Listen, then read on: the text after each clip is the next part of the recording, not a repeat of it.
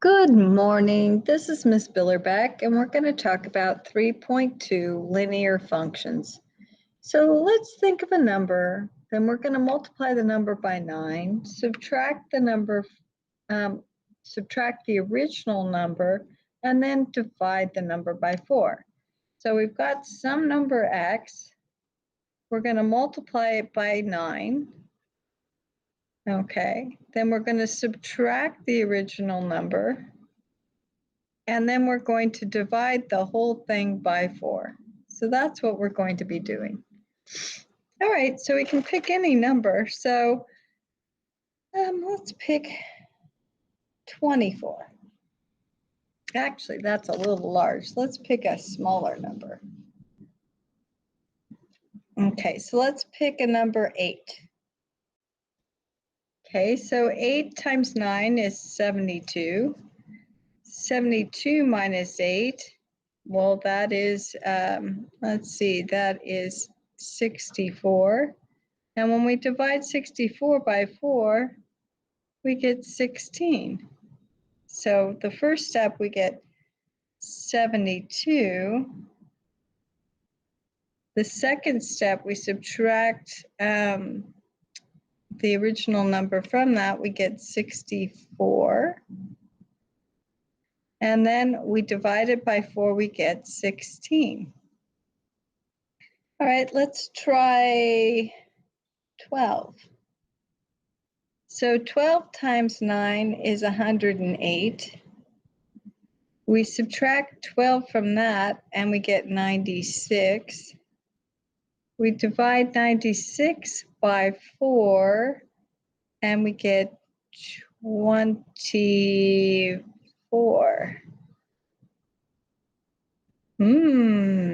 Okay, let's pick, let's see, let's try, I'll try 7 and see what happens. 7 times 9 is 63.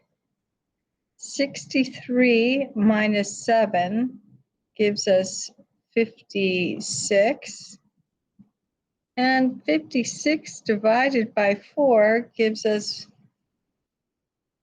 14. Wow. Do you guys see what I'm seeing? So look, this is 2x. That's 2x, and that ends up 2x after we do all these steps. That's pretty cool. All right. So if we look at this number, we can try to figure out why that's happening. So this is 9x minus x divided by 4. So this is just 8x divided by 4, which is 2x. Oh, these math teachers and how they set up things. Isn't that fun? So that's a really fun little one. So this is how we create a function that we put a number in, it goes through a little function machine, and then the output comes out here. All right. Speaking of machines, we're going to start looking at function machines. If you haven't ever seen a function machine, this is a function machine. All right. So if we're going to evaluate functions and function notation, we need to know what a function notation is. So function notation is a method for writing variables as a function of other variables. Okay, so we are going to start using f of x. So f of x is read, f of x is read f of x. Okay, so you might know f of x as y equals 6x minus 11. Okay, because we usually write the y-axis as the vertical axis, but when we're using f of x, it can be f of x. Unless we have several functions that we're using, then we put a y-axis on it and we document which one's f of x and which one's g of x, s of x, things like that. So let's get back to the function machine here. So if I drop in any old x that I choose into this function machine, it falls into the funnel, and here it finds its functioning equation here. So x is an element in the domain, okay? So this here is going to process whatever x we put in there, and then it outputs as f of x what the result is. So that's the element in the range is f of x. So let's just put in a few of these, and I'll make a little chart, and we can see x and f of x. So if I put in 0, 6 times 0 is 0, minus 11 is just minus 11. If I put in 1, 6 times 1 is 6, 6 minus 11 is negative 5. If I put in 2, 6 times 2 is 12, 12 minus 11 is 1. So we could continue on. We can even put some negatives in there if we wanted, like negative 2. So we have negative 2 in there is negative 12. Negative 12 plus 11 gives us negative 23. All right, so that's how you would use the function notation. It is similar to y, but it actually says something very special. It says it's a certified function, where y could be just a relation. As soon as we start using function notation, we have certified that this equation that is following is a function. Okay, so that's the difference between y and when we start using function notation, f of x. This, it might be a function, it might just be a relation. This is a definite function.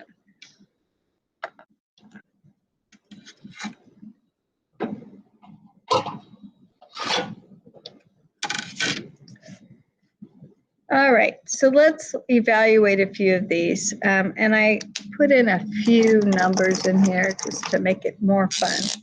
So as soon as we have a certain value of x here, this g of x becomes g of 3.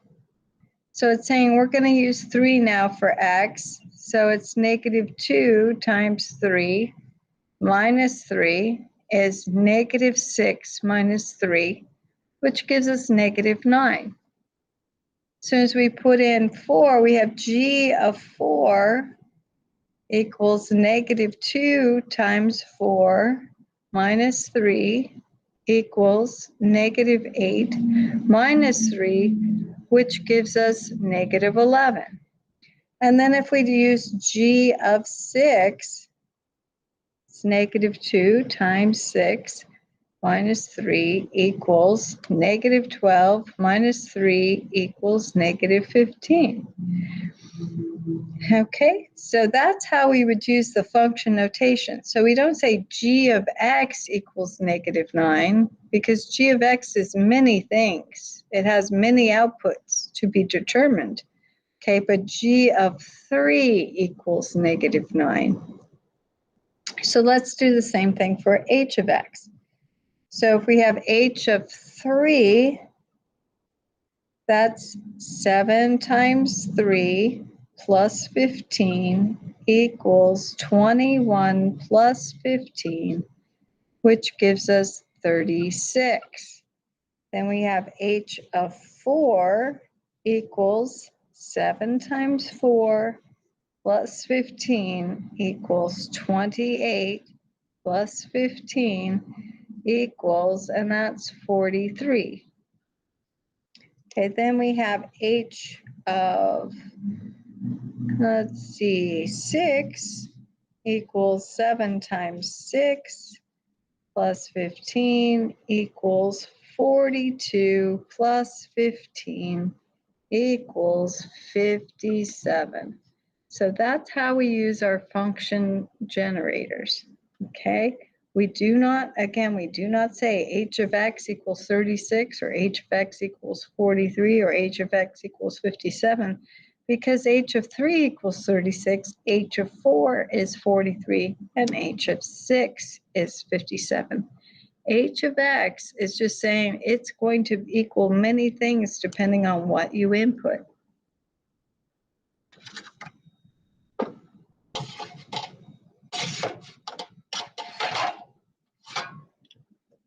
All right, so sometimes we see functions written like this.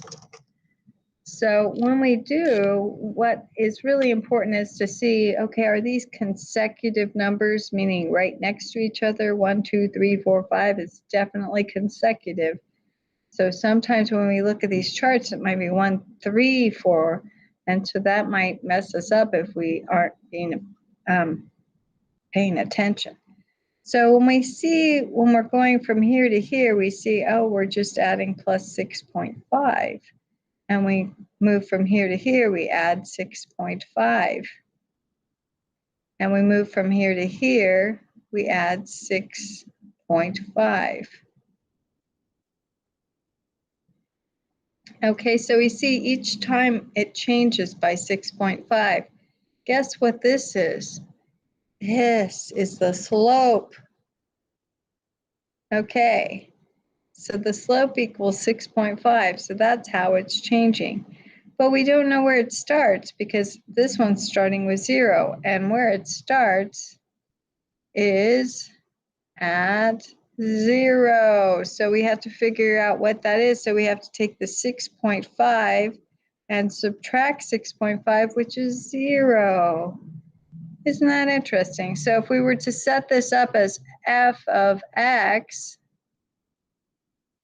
okay, this would be 6.5 x plus 0, but we don't write that. So we write f of x equals 6.5x. So that's linear function notation for this function. So let's look at this one. So as this one changes here, it adds 3. And here it adds 3. And here it adds 3. But I forgot something very important. I forgot to check, are these consecutive? 1, 2, 3, 4. Yes, they are. So I have my slope right here, how it is changing. Okay, and so I can write f of x. Whoops, I'm going to need a little room here. F of x equals 3x plus, oops, we don't know. So we have to back this off and figure out, well, when x is 0, that gives me my y-intercept. So let's write that down, the y-intercept.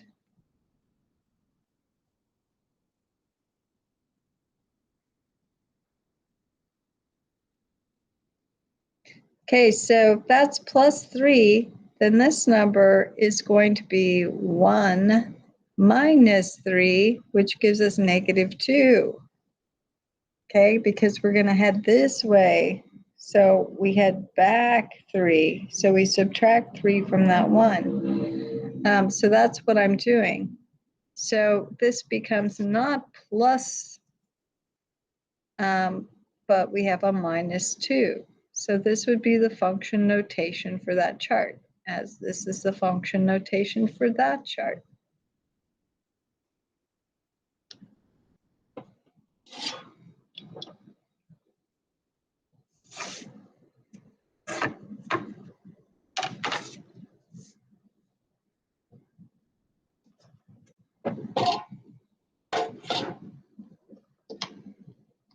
All right, so let's take a look at this one. So we have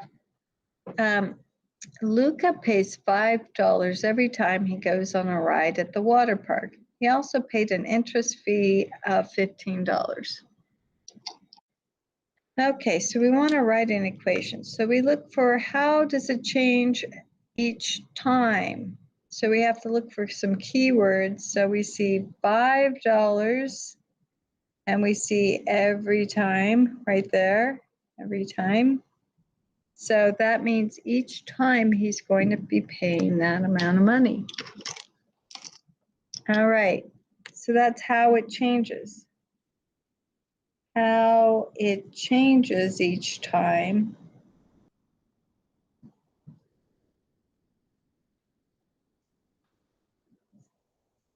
That equals the slope. Okay. Then we have to look at, well, is there any one-time fee? So one-time fee equals the y-intercept.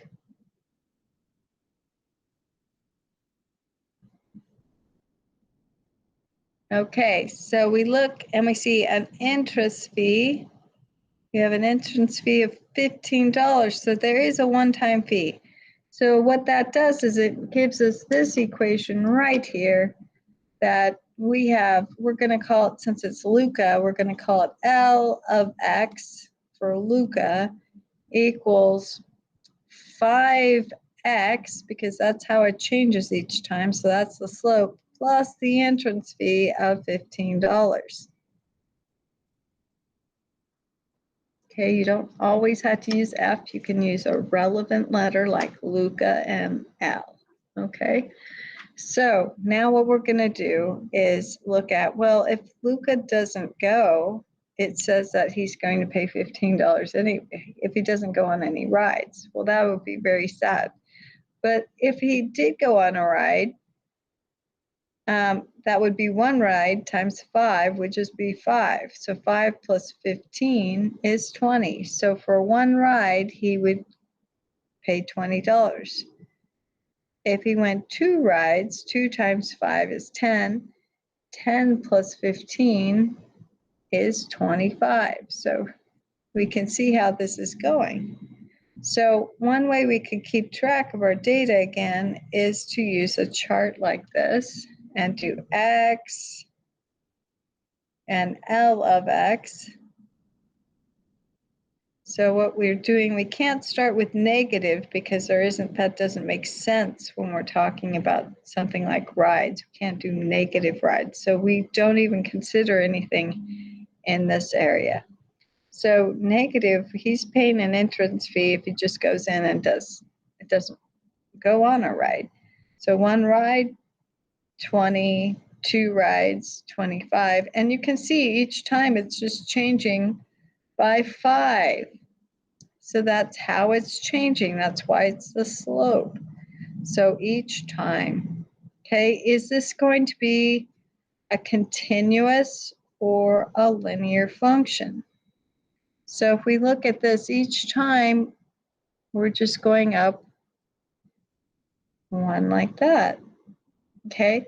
So this is, we can't buy half a ride. So this would be a discrete function.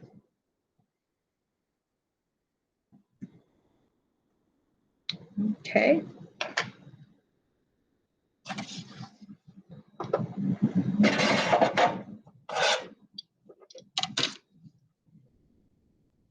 All right, so we sketch the graph for these. Okay, so these are functions.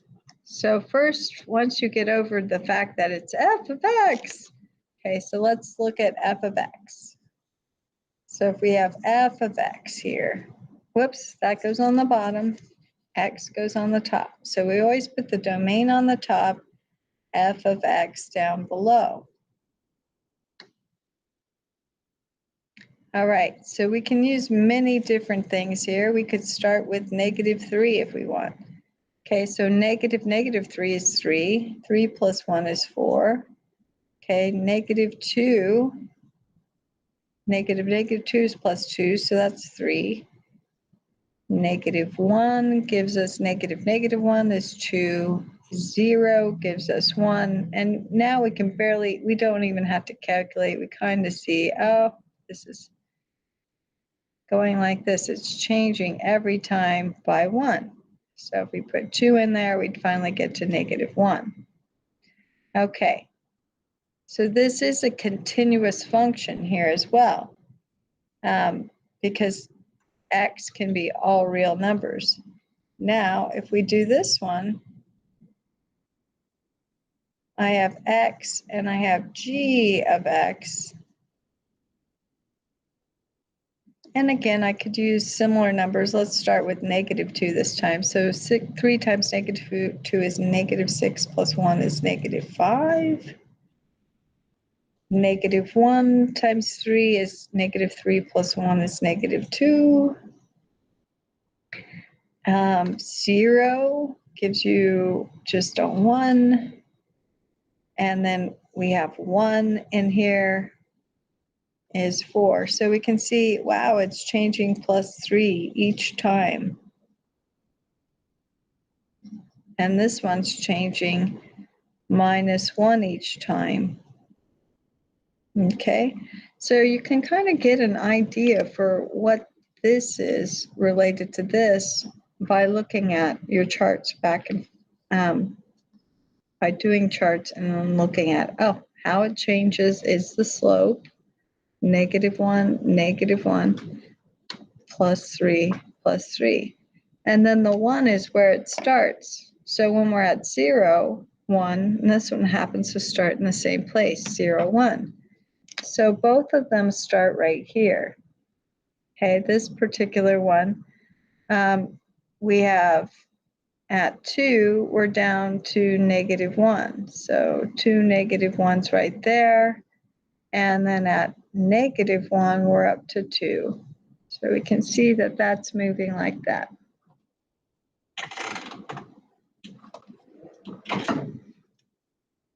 Okay, so we can graph this.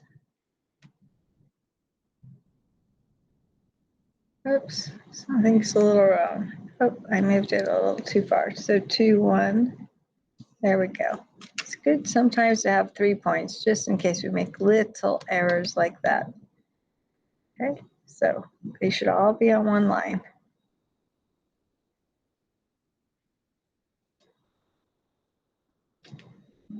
Okay, so we want to label this one f of x because we're going to have 2 different lines. So you should use different colors for your lines as well.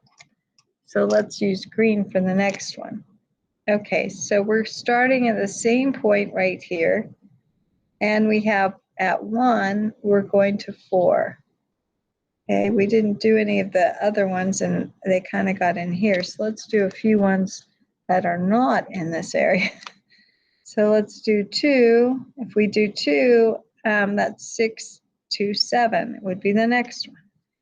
So 2 and then 7. So you really don't need a whole lot of points. 2 as a bare minimum, 3 is even better, just to check your work.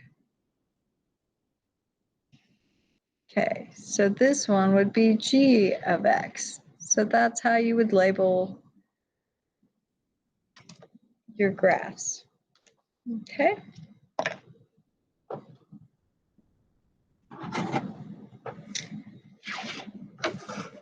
All right, so let's look at this one, a real life example of a function. Okay, so we have a chairlift. It starts 2 miles from the base of a mountain and travels at a constant speed of 4 miles per hour. How far from the base is the chair in 10 minutes? So let's look at what we're starting with. So we start at 2 miles.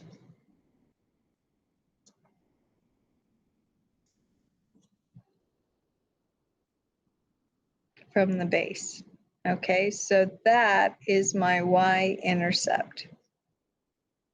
And we see it is changing. How it changes is a constant speed of 4 miles per hour. But wait a second, we're talking minutes, 10 minutes, and all of a sudden we have 4 miles per hour. So that requires us to take 4 miles per hour, and we're going to change this and do 1 hour using a conversion for time and 60 minutes.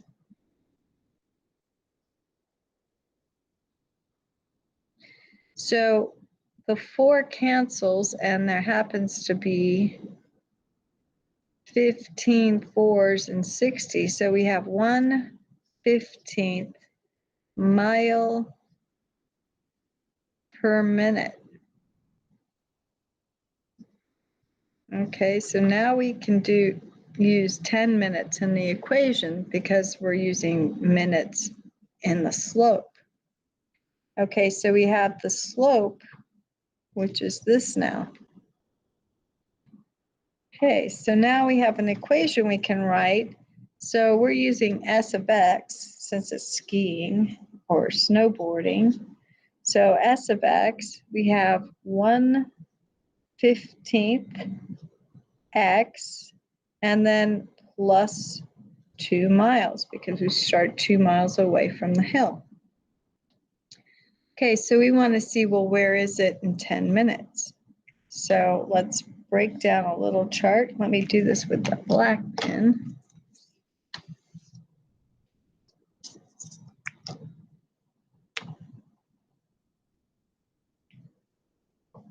Okay, so if I have X and I have S of X, okay, because this is a real life situation we're dealing with, there's time 0. That's when you sit down on the chairlift before it whisks you up into the air and takes you to your destination at the top or in the middle of the mountain.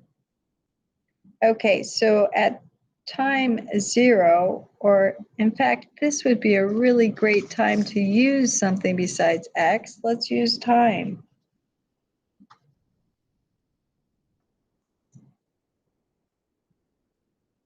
S of T and T, because we're talking about time. And that would change this one to time. Okay, because that's more relevant. We're talking time. We don't go negative in time. We start at time 0. At time 0, we are 2 miles away. Okay, at 1 minute, we are 1/15th plus 2, so 2 and 1/15 miles. Okay, so we are going to go all the way to 10 minutes, so let's get a little bigger faster. Let's try 5 minutes. Where are we at 5 minutes? So 5 times 1/15th is 1/3. So at that point, we're 2 and 1/3 miles. Okay, and then if we go to 10, 10 is over 15 ends up being 2/3. So plus the 2 miles, so we have 2 and 2/3 miles. So we don't go very far, but we do manage to make a change in distance there. So if we start at 2, let's do that with blue. Okay, at time 0. Now, it's probably easier to graph the 5. So 5 is 2 and 1/3. So 1/3, if that's 3, 2 and 1/3 is right here. Okay, and then 10 is at 2 and 2/3. So it's right here. So see why 1 is a little difficult. So if we do 1 and we're just kind of guessing what would 1/15th look like. Okay, so you want to scale your graph to fit your answers. So see how I have thirds and I move this to have 3 sections between the numbers. So that made each third easy to represent. So now if we graph this, we can go to any time and know how far we've gone before we get off the chair. Okay, so in 6 minutes, we've gone a little over, well, let's see, where would a half be? So a half is probably right in here. So that'd be about 7 minutes where we went 2.5 miles. Okay, so, if we were curious, we could look at the graph to figure out where we were. So that is our next section, 3.2 linear functions. Have a wonderful day. Bye-bye.